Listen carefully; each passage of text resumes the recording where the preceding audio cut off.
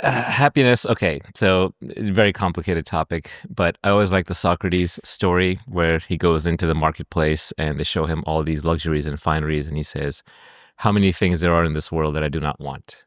Right, and that's a form of freedom. So not wanting something is as good as having it. In the old story with Alexander Dionysius, right? Alexander goes out and conquers the world, and he meets Dionysius who's living in a barrel, and Dionysius says, "Get out of the way! You're blocking my sun."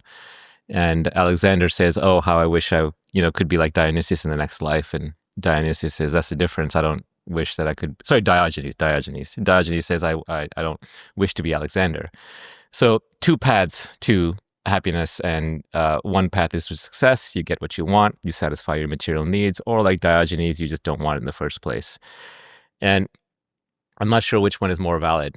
Um, And it also depends what you define as success. If the end goal is happiness, then why not cut to the chase and just go straight for it? Mm. Does being happy make you less successful? That is a conventional wisdom. That may even be the practical earned experience of your reality. You find that when you're happy, you don't want anything, so you don't get up and do anything. On the other hand, you still got to do something. You're an animal. You're here. You're here to survive. You're here to replicate. You're driven. You're motivated. You're going to do something. You're not just going to sit there all day. Unlikely. Some people do. Maybe it's in their nature. But I think most people still want to act. They want to live in the arena.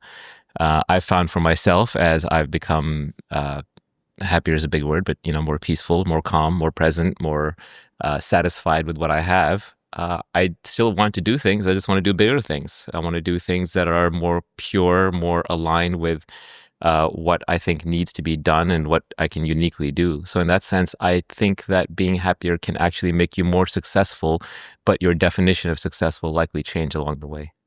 Is that a realization you think you could have gotten to had you have not had some success in the first place? At least for me, I always wanted to take the path of material success first. I was not going to go be an ascetic and sit there and renounce everything. That just seems too unrealistic and too painful.